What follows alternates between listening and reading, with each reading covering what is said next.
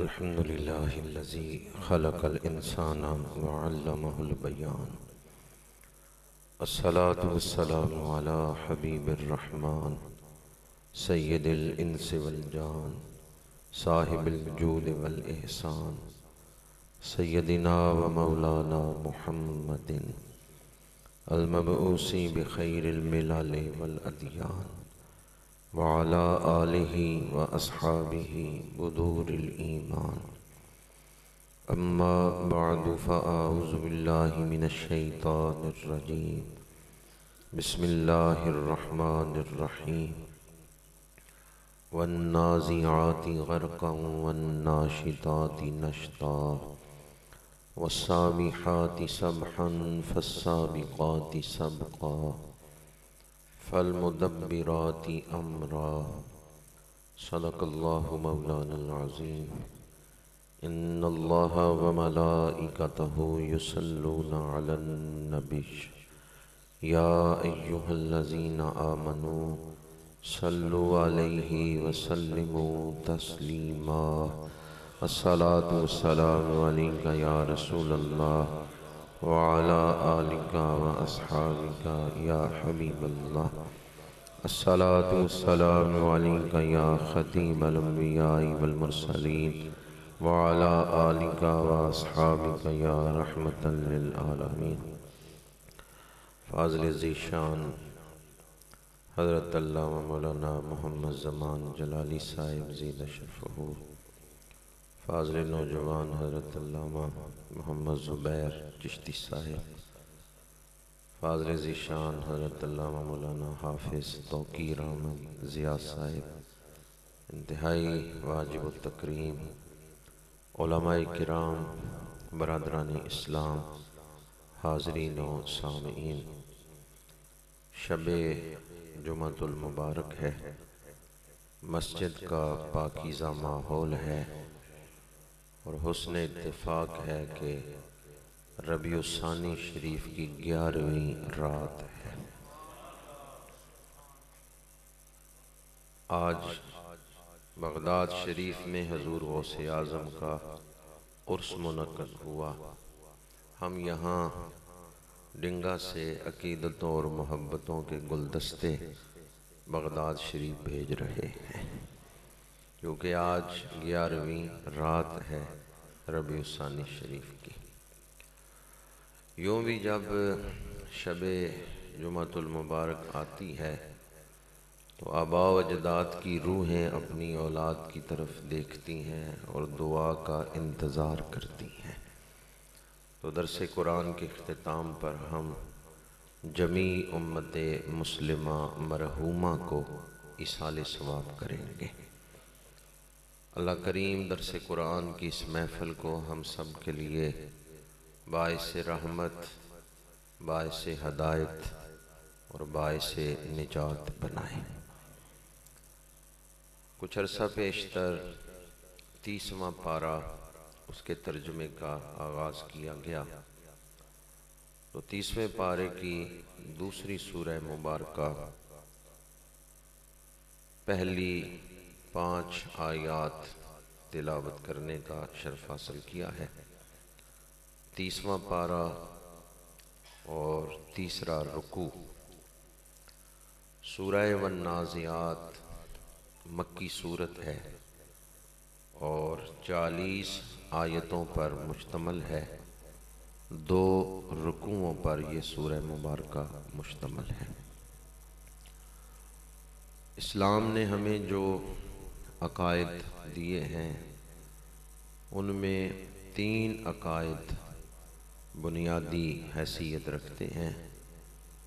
ایک تو توحید ہے، دوسرا عقیدہ رسالت کا ہے اور تیسرا عقیدہ آخرت کا ہے. جس دور میں میرے آقا کریم دنیا میں تشریف لائے، میلاد پاک ہوا، حضور کی آمد سے پہلے دنیا کی حالت کیا تھی؟ ظہر الفساد فی البر والبحر، خشکی اور تری میں خرابی پیدا ہو چکی تھی. بما کسبت ایدی الناس، لوگوں کے اعمال کی نحوست کی وجہ سے۔ لوگوں کے اعمال اتنے برے تھے کہ نہ صرف آبادیوں میں، شہروں میں فساد برپا ہوا، حالات بگڑ گئے، اخلاق بگڑ گئے، معاملات بگڑ گئے، بلکہ سمندروں کے اندر رہنے والی مخلوق بھی انسانی اعمال سے متاثر ہوئی اور وہاں بھی خرابی پیدا ہو گئی۔ یہ آیت بتا رہی ہے کہ انسانی اعمال اثر رکھتے ہیں۔ انسان جو عمل کر رہا ہے اس کا ایک اثر معاشرے پر مرتب ہو رہا ہے۔ اگر آپ اچھے اعمال کر رہے ہیں تو عمل اچھا ہوگا، رحمتیں نازل ہوں گی، اثرات اچھے ہوں گے، برکتیں نازل ہوں گی۔ اور اگر آپ گناہوں میں مبتلا ہیں، فسق و فجور میں، مکروہات میں، اللہ کے حکم توڑے جا رہے ہیں، تو پھر خرابی پیدا ہوگی۔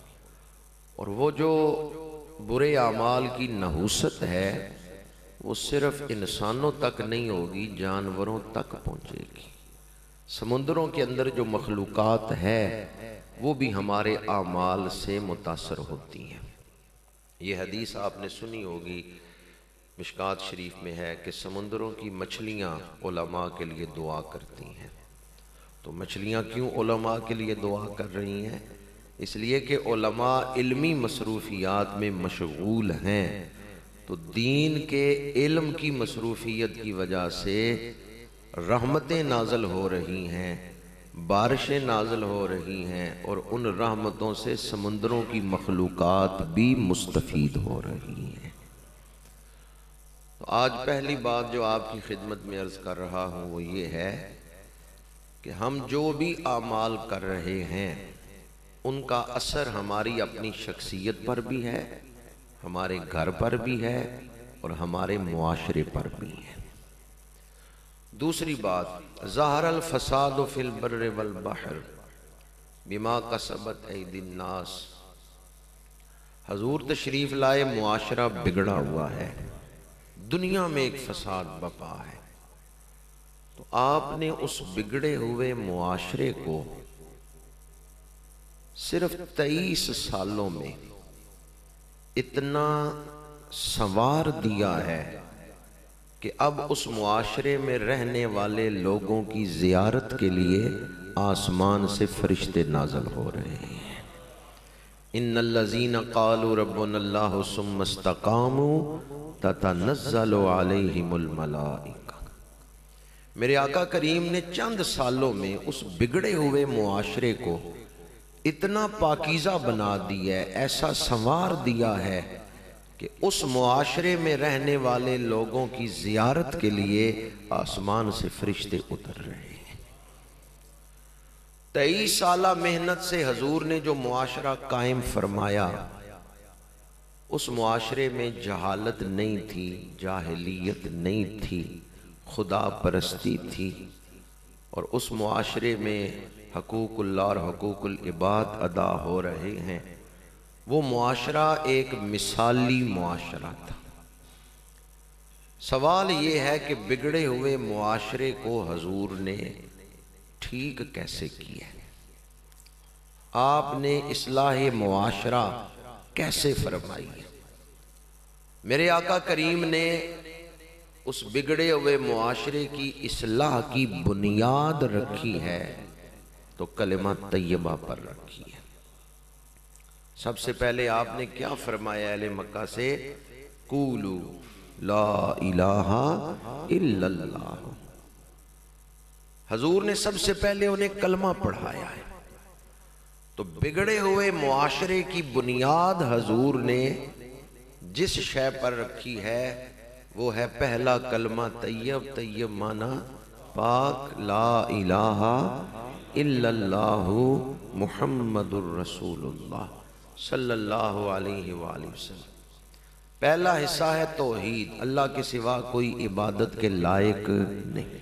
جب اللہ کے بارے میں آپ کا ذہن درست ہوگا، اللہ کے بارے میں آپ کی سوچ درست ہوگی، تو اس کا اثر آپ کے اعمال پر، آپ کے ارادوں پر پڑے گا۔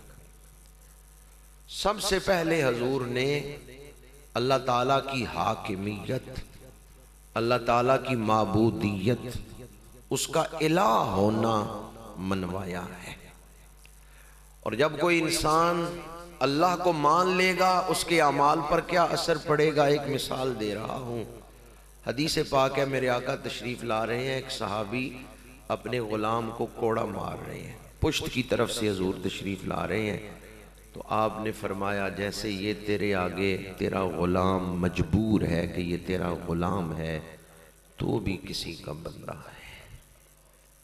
جو یوں صحابی کے کانوں میں یہ آواز فردوس گوش بنی، انہوں نے کوڑا پھینک دیا اور غلام سے کہا جا میں تجھے آزاد کرتا ہوں۔ تو حضور نے انہیں کیا یاد کرایا؟ اللہ یاد کرایا۔ وہ جو اپنے غلام کو مار رہے تھے، انہیں کیا یاد کروایا ہے؟ اللہ کی حاکمیت، کہ تو بھی کسی کے آگے مجبور ہے۔ جب اللہ کے بارے میں عقیدہ درست ہوگا تو انسان ظلم نہیں کرے گا، زیادتی نہیں کرے گا، بلکہ وہ خلاف اولا کام سے بھی بچے گا۔ کیوں؟ اس کے دل میں اللہ تعالیٰ کا خوف پیدا ہو گیا ہے، اللہ سے تعلق پیدا ہو گیا ہے۔ دوسری چیز حضور نے جو منوائی ہے، محمد الرسول اللہ، حضور اللہ کے، حضور کیا ہیں؟ اللہ کے۔ جب آپ کو رسول مان لیا ہے تو اب رہنمائی کرنا حضور کا منصب ہے۔ جب آپ نے حضور کو رسول مان لیا ہے تو رسول تو بھیجا ہی اس لیے جاتا ہے کہ اس کی اتباع کی جائے۔ اب آپ اپنی مرضی نہیں کریں گے بلکہ رسول سے پوچھیں گے کہ کیسے زندگی گزارنی ہے، کیونکہ حضور کیا ہیں؟ حضور اللہ کے رسول ہیں، محمد الرسول اللہ۔ پہلے اللہ کو منوایا، اور جب آپ نے اللہ کو مان لیا ہے، حضور اللہ کے رسول ہیں، تو اب آپ نے اپنی مرضی کو حضور کے حکم کے سامنے قربان کرنا ہے۔ رہنمائی کرنا کس کا کام ہے؟ رسول کا۔ یہ کام کرو، یہ کام نہ کرو، یہ حکم کون دے سکتا ہے؟ وَمَا آتَاكُمُ الرَّسُولُ فَخُذُوهُ وَمَا نَهَاكُمْ عَنْهُ فَانْتَهُوا۔ رسول کو ماننے کا تو تقاضا ہی یہ ہے کہ رسول جو حکم دے وہ کرو، جس سے روکے وہ رک جاؤ۔ اس آیت میں بھی لفظ رسول استعمال ہوا ہے، وَمَا آتَاكُمُ الرَّسُولُ، رسول جو عطا کر رہا ہے وہ لے لو، اور رسول جس سے روک رہے ہیں اس سے رک جاؤ۔ مرشد نے مرید سے کہا او میرے مصلی پہ کھڑے ہو کے کٹھے نماز پڑھتے ہیں۔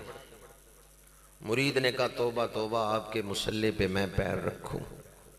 جہاں آپ کے پیر ہیں آپ کے پیروں پہ میں پیر رکھوں؟ جس مصلی پہ آپ پیر رکھ کے نماز پڑھتے ہیں میں اس مصلی پہ پیر رکھوں؟ مرید نے کہا میں آپ کے مصلی پہ پیر نہیں رکھ سکتا۔ مرشدوں نے کہا کیوں؟ اس نے کہا آپ کے پیروں پہ میں پیر نہیں رکھ سکتا۔ مرشد نے کہا پیروں پہ پیر تو نہیں رکھ رہے اور سارا دن میری زبان پہ پیر رکھ کے چلتے رہتے ہو۔ زبان پہ پیر رکھنے کا مطلب سمجھتے ہیں؟ یعنی میری بات نہیں مانتے، جو میں کہتا ہوں عمل تو اس پر کرتے نہیں ہو، میرے حکم تو توڑ رہے ہو، جس راستے پہ میں چلانا چاہتا ہوں اس راستے پہ تو چلتے نہیں، تو اس کا مطلب ہے میری زبان پہ پیر رکھ کے چل رہے ہو۔ ہاں میرے مصلی پہ پیر نہیں رکھتے، میری زبان پہ پیر رکھ کے چل رہے ہو۔ کبھی رات سونے سے پہلے یہ ضرور سوچیں آج سارا دن میں نے رسول اللہ کے کتنے حکموں کی مخالفت کی ہے، رسول اللہ کے کتنے حکم میں نے توڑے ہیں، حضور مجھ سے کیا چاہتے تھے اور میں نے کیا کیا ہے۔ معاشرے کی اصلاح حضور نے جس ابدی اصول پر کی ہے وہ میں آپ کے سامنے بیان کر رہا ہوں۔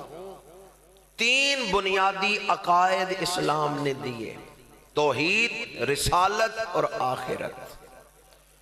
ان 3 کو بنیاد بنایا حضور نے اصلاح معاشرہ کے لیے۔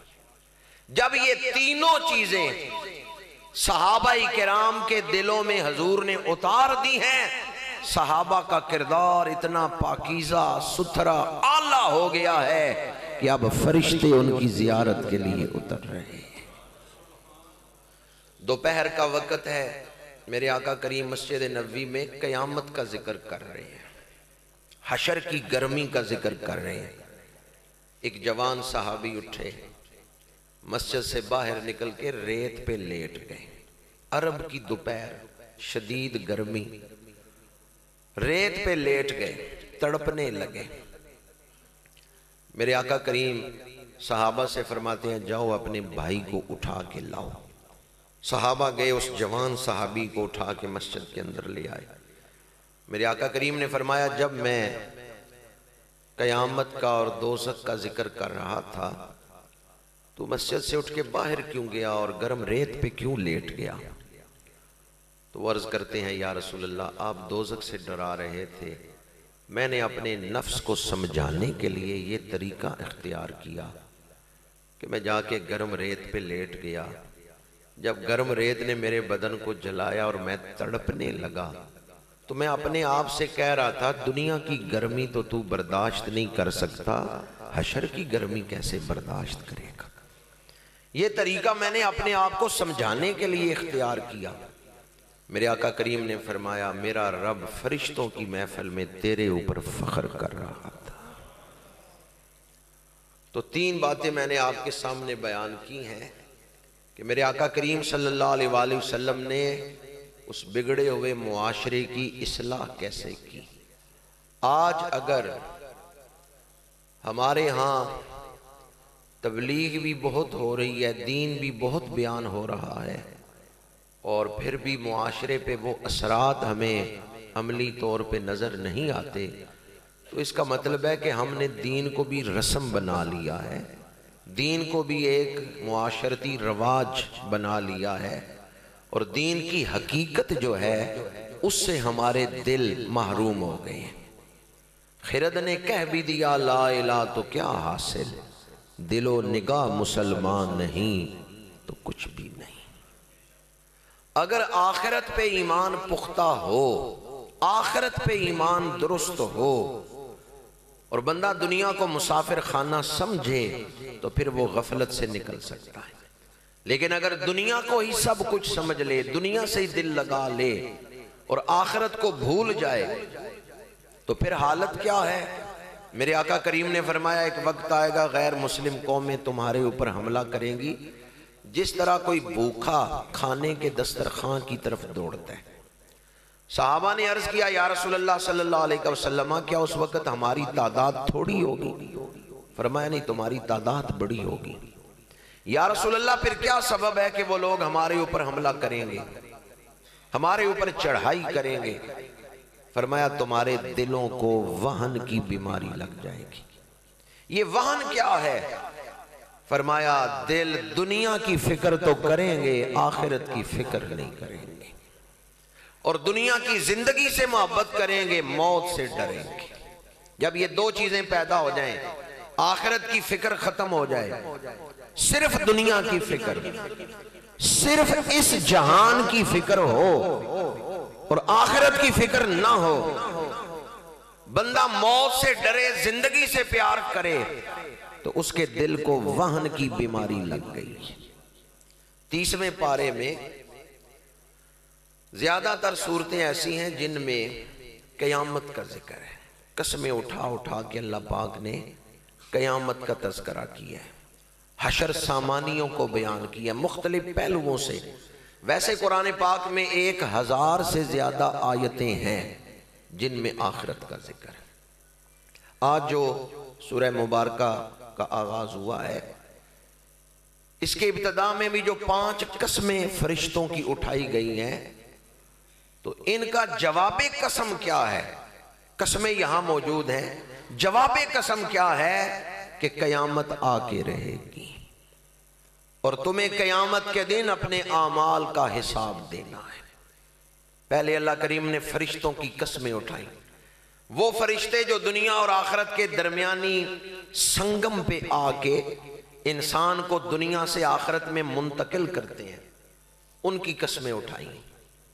جب انسان دنیا سے آخرت میں منتقل ہو رہا ہے، وہ فرشتے جو ایک جہان سے دوسرے جہان میں منتقل کرتے ہیں، یہاں ان کی قسمیں اٹھائیں۔ وَالنَّازِعَاتِ غَرْقًا، قسم ہے ان کی جو سختی سے جان کھینچیں۔ وَالنَّاشِطَاتِ نَشْطًا، اور قسم ہے ان فرشتوں کی جو نرمی سے جسم کے بند کھول لیں۔ دو قسم کے فرشتوں کی قسم اٹھائی۔ پہلے ان فرشتوں کی جو سختی سے کھینچ کے جان نکالتے ہیں، پھر ان فرشتوں کی جو نرمی سے جسم کے بند کھولتے ہیں، نرمی سے جان نکالتے ہیں۔ اس سے پتہ چلتا ہے ہر ایک کی موت برابر نہیں ہے۔ کچھ لوگ ایسے ہیں جن کے جسم سے روح نکالنے کے لیے فرشتے آتے ہیں تو سختی سے جان نکالتے ہیں، کھینچ کے جان نکالتے ہیں، اور وہ لوگ اس وقت شدید کرب میں، اذیت میں مبتلا ہوتے ہیں۔ اور کچھ لوگ ایسے ہیں فرشتے آتے ہیں روح نکالنے کے لیے تو آرام سے جسم کے، ادب سے جسم کے بند کھولتے ہیں کہ مرنے والا اذیت میں مبتلا نہ ہو۔ بعض مفسرین نے لکھا ہے فرشتے جنتی پھول لے کے آتے ہیں۔ وَالنَّاشِطَاتِ نَشْطًا، اس کی تفسیر میں فرشتے وہ پھول سونگاتے ہیں مومن کو، جنتی خوشبو وہ سونگتا ہے، روح دوڑتی ہے اس جنتی خوشبو کی طرف، روح بدن سے جدا ہو جاتی ہے۔ بعض مفسرین نے لکھا ہے فرشتے ایک تختی لے کے آتے ہیں، وہ تختی دکھاتے ہیں مومن کو، اس تختی پہ کلمہ لکھا ہوا ہے، مومن وہ کلمہ پڑھ رہا ہے، روح بدن سے جدا ہو رہی ہے۔ وَالنَّاشِطَاتِ نَشْطًا، نرمی سے بند کھولنے والوں کی قسم۔ حضرت جد الانبیاء سیدنا ابراہیم خلیل اللہ علیہ السلام، آپ نے دعا مانگی، یا اللہ میرے اوپر ظاہر فرما دے کہ تو مومن اور کافر کی روح نکالتا ہے تو ان میں فرق کیا ہے؟ تو اللہ کریم نے پہلے یہ منظر دکھایا کہ فرشتے آئے اور خوبصورت لباس انہوں نے پہنے ہیں، خوبصورت چہرے ہیں، اور ان کے جسموں سے خوشبوئیں آ رہی ہیں، اور وہ اتنے مسکراتے ہوئے آتے ہیں کہ حضرت ابراہیم انہیں دیکھ کے خوش ہوئے اور فرمایا اگر مومن کو اور کوئی جزا نہ بھی ملے، یہ اتنے محبت سے جو روح لینے فرشتے آئے ہیں، یہی مومن کے لیے بہت بڑا اجر ہے۔ اور پھر دوسرا منظر اللہ پاک نے دکھایا، فرشتے عذاب والے ہیں، ڈراؤنے چہرے ہیں، سختی سے آ کے روحیں نکالتے ہیں۔ حضرت ابراہیم نے فرمایا اگر کافر کو اور فاسق و فاجر کو اور کوئی عذاب نہ ہو، یہ بہت بڑا عذاب ہے۔ اس روایت سے پتہ چلتا ہے اللہ کے دوست اور اللہ کے دشمن دونوں کا معاملہ برابر نہیں ہے۔ دوست اور دشمن کا معاملہ برابر، دوست اور دشمن برابر ہوتے ہیں، دوست اور دشمن کا معاملہ برابر۔ ایک آدمی چوری کر کے گھر آیا، پولیس والے آ گئے، گرفتار کیا، مال مسروقہ برآمد کیا اور اس کو مارتے ہوئے لے گئے تھانے۔ یہ پولیس والے کون ہیں؟ سرکاری بندے ہیں۔ ایک آدمی سفر سے واپس گھر آیا، پولیس والے آ گئے، اس نے کہا کدھر آئے ہو؟ انہوں نے کہا ملک کا بادشاہ جو ہے نا وہ تمہارا دوست ہے۔ اس نے کہا ہاں میرا دوست ہے۔ ان کا اس نے تمہیں دعوت پہ بلایا ہے، ہم لینے آئے ہیں، سرکاری گاڑیاں ہیں، اس کو پروٹوکول سے بٹھایا ہے اور ادب سے لے کے جا رہے ہیں۔ اب دونوں بندوں کو لے کے تو پولیس والے ہی گئے ہیں نا، چور کو بھی اور بادشاہ کے دوست کو بھی، پر کیا دونوں کا جانا برابر ہے؟ دونوں کا جانا برابر ہے۔ ایک کو سزا کے لیے لے کے جا رہے ہیں، ایک کو دعوت پر لے کے جا رہے ہیں، دونوں کا جانا برابر نہیں۔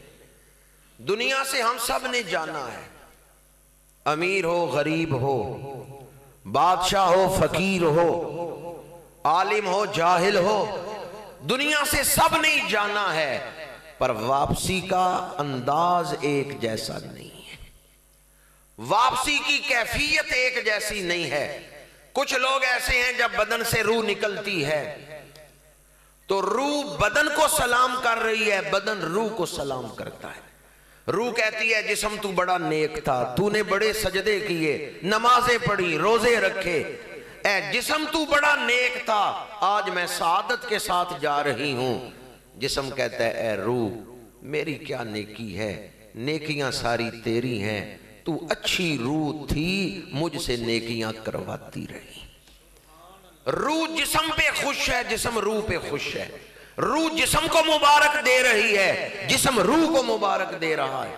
لیکن دوسری طرف کچھ لوگ ایسے ہیں، موت آتی ہے، روح بدن سے جدا ہوئی، روح کہتی ہے جسم تیرے اوپر لعنت ہو، تو لذتوں کا قیدی تھا، تو نے رب کے آگے سر نہیں جھکایا، اے جسم تیرے لیے بربادی، اے جسم تیرے اوپر پھٹکار، تو گناہوں میں پڑا رہا.